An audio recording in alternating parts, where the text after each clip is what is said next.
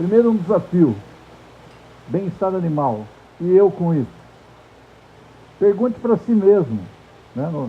Tem que fazer essa pergunta para si, né? Só como nós não temos muito tempo para ficar fazendo reflexões aqui, eu tenho que responder tudo. Eu tenho tudo a ver com isso. Vocês, cada um de vocês, se algum dia for trabalhar com animais, seja qual for, ou se tiver um animal em casa, também tem tudo a ver com isso. Bem-estar animal é responsabilidade de todos. E numa unidade de produção leiteira, ela é responsabilidade de quem administra, o dono, o gerente, o diretor, porque ele tem que determinar padrões para realizar os trabalhos, as rotinas na fazenda de forma que atendam às condições mínimas para garantir que os animais estejam bem. Ele tem também a responsabilidade óbvia de quem trabalha diretamente com os animais, de quem faz a ordenha, de quem alimenta os animais, de quem aleita os bezerros, porque essas pessoas estão em contato direto com os animais todo dia. E óbvio que a relação dele com os animais vai influenciar essa condição de bem-estar. Mas é também uma responsabilidade de quem nem vê os animais. É responsabilidade, por exemplo, de quem está lá na fábrica de ração, produzindo a ração que vai ser usada para alimentar os animais, ou para quem está aí no campo fazendo a silagem.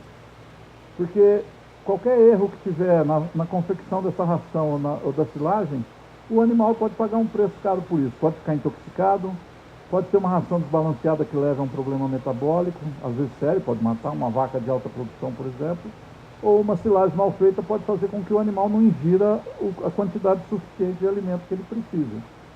Tá? Então todos somos responsáveis, todos. E por que eu tenho que me preocupar com isso dentro de uma unidade de produção de leite? Bom, a primeira questão é que a unidade de produção de leite, ela depende, ela é um negócio, né? Então ela depende do lucro. E lucro é uma relação entre custos, tá, e a receita que ela faz, né? Simplificando, né? Então, bem-estar animal tem uma relação direta com a produção e qualidade do leite, óbvio. Então isso influencia a parte econômica. Uma vaca, por exemplo, com estresse de calor, produz menos. E produz um leite de pior qualidade, com menos porcentagem de sódio.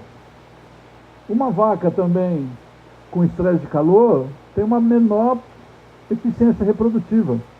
Só para vocês terem uma ideia, uma vaca holandesa pura, por exemplo, se for inseminada num dia com temperatura superior a 32 graus, a probabilidade dela ficar prenha é quase zero. Tá?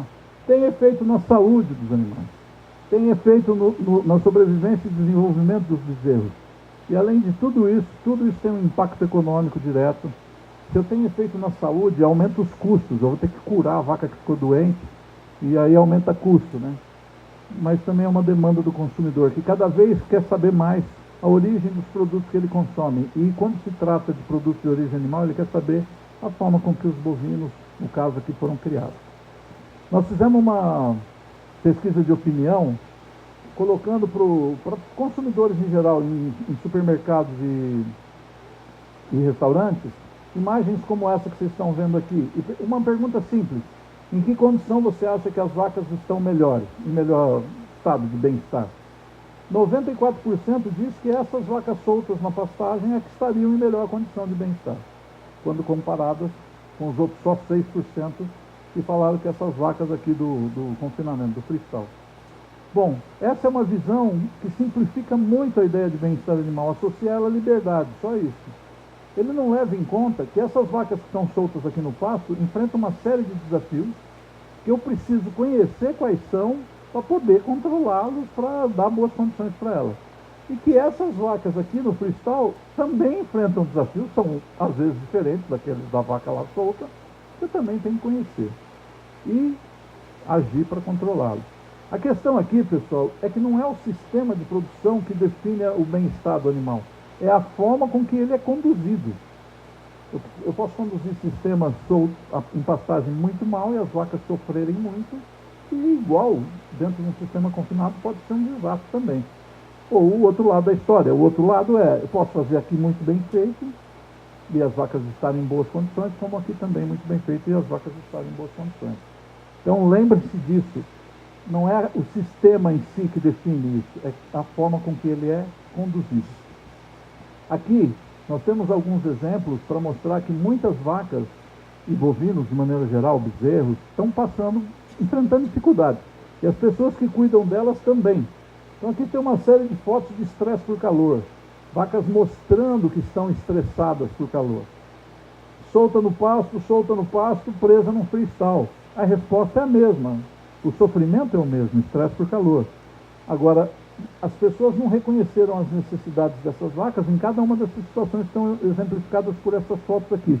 Por exemplo, nesse freestyle, provavelmente o sistema de ventilação, aspersão, deve estar mal dimensionado para a realidade do local lá. Tá? Nós temos problemas mais elementares. Tem vaca morrendo de fome, esse país ainda tem isso. Tem animais subnutridos, com deficiências alimentares crônicas. Tem animais que morrem ou padecem, ficam muito doentes por problema de infecção, de intoxicação, desculpe. Essa foto aqui, vocês estão vendo, é um bebedouro rodeado de urubu. É uma foto de uma fazenda que tinha um problema crônico de diarreia de bezerro e demorou para descobrir que era uma coisa tão elementar, que os urubus estavam bebendo água nesse bebedouro, que servia de acesso depois para a água para os bezerros, e eles estavam bebendo água com uma alta carga bacteriana lá, com coliformes fecais, decorrente dessa visita dos urubus aí. E também temos problemas de manejo agressivo, seja na condução das vacas, aqui da sala de espera para a sala de ordenha, seja na execução de manejos como aqui a discorna, ou seja na forma com que a gente descuida.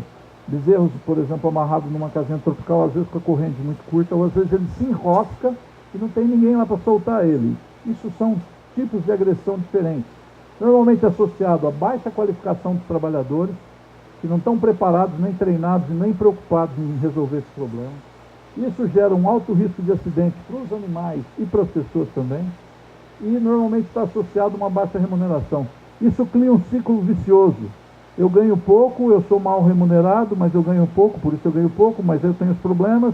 A gente tem que quebrar esse ciclo em algum momento e valorizar o trabalhador, mas ao mesmo tempo cobrar que esse trabalho seja realizado com eficiência. Tem várias formas de analisar a questão do bem-estar animal. Essa aqui é uma delas, é um modelo proposto por um pesquisador chamado David Mellor da Nova Zelândia, e ele propõe que na análise do bem-estar animal a gente leva em conta 5 domínios. 4 deles são físicos. É o domínio na nutrição, já dei um exemplo, né? Se tiver uma ração desbalanceada, vai ter problema de saúde para a vaca. O problema do ambiente, estresse por calor, o problema de saúde, olha como eles interagem, né? Uma ração desbalanceada causando um problema de saúde, né? Metabólico. E também problemas de comportamento, falta de espaço, ou impossibilidade do animal interagir com outros animais, ou ainda medo exagerado das pessoas. Tudo isso junto e de forma integrada, porque um interfere no outro, vai definir o 5º domínio, que é o estado mental. Esse é o mundo psicológico dos animais. E a gente sabe, tem capacidade de sentir exatamente as coisas que nós sentimos: fome, sede, dor, medo, mas tem também a capacidade de desenvolver estados psicológicos negativos, como frustração, angústia, desesperança. A gente sabe pouco sobre esses estados psicológicos aqui, mas a gente sabe que eles sentem e sabe que tem um impacto negativo no negócio, na produção de leite. Um animal que não come não vai produzir bem. E às vezes ele não come, não porque a comida está estragada ou ele tem algum outro problema. Não, é simplesmente porque ele está nesse quadro de angústia e desesperança exagerado aí. Agora eu vou fazer... Está brincando já? Não, aumenta meu tempo aí. Um exemplo. Essa foto aqui é da Escola de Veterinária da UFMG. Fala de tripanossomose nos rebanhos aqui de Minas Gerais. Um problema de manejo mal feito. Ocitocina de manhã, de tarde, todos os dias, 7 dias por semana, sem nenhum cuidado sanitário, nenhum critério. Essas vacas, agulha de manhã, agulha de tarde, vão desenvolver problemas de comportamento, vão ficar com medo, vão ficar mais difícil de ser conduzidas para a sala de ordenha, e associado a isso vão começar a desenvolver problemas de saúde. Flebites, que são a inflamação da veia mamária, lá onde está dando agulhada, é normal, mas o muito sério é esse tal do tripanossoma, porque estão fazendo um contágio, passando agulha contaminada de uma vaca para outra. Tem fazendas aí que já perderam mais de 200 animais por isso. Isso é um problema sério de bem-estar animal relacionado ao manejo. Outra questão, ambiente térmico, calor. Eu posso resolver o problema do calor minimizando, oferecendo sombra, ventilador, aspersão de água, sombra natural, sombra artificial, sombra combinado com aspersão, ventilação com nebulização. Tudo isso junto favorece o conforto térmico da vaca. Consequentemente, tem um efeito na produção. Olha aqui, 10% de aumento na produção de leite, quando eu, além da sombra, ofereci mais ventilação e mais aspersão. Esses são os dados da Unicamp. Tá? Quando ela não tem nada disso, ela tem uma outra alternativa, entrar em cacimba, em represa, para se molhar, ou se não tem nem isso, deitar na lama ou em cima das próprias fezes. Ela molha o corpo, a água evapora, perde calor. Só que aqui tem um outro risco. Quando ela faz isso, aumenta o risco de problemas de casco, aumenta o risco de mastite, piora a qualidade do leite, aumentando a contagem de células somáticas. Então isso não é alternativa. Melhora o conforto térmico? Melhora, mas não é alternativa porque piora outras coisas. Nós temos também dados com bezerros. Eu tenho que terminar meu tempo, mas para resumir para vocês, a adoção de boas práticas sem investir em nenhum tostão, só o treinamento e conscientização dos funcionários, reduz mortalidade de bezerro, reduz tratamento com antibióticos e depois o refinamento disso com detalhes só de fazer massagem no bezerro, chegar mais perto, reduz também problemas com diarreia e pneumonia, como está caracterizado nesses dois tratamentos aqui. Eu vou parar por aqui e já passo a palavra que ele termina. Nós temos manuais que orientam sobre as práticas de manejo.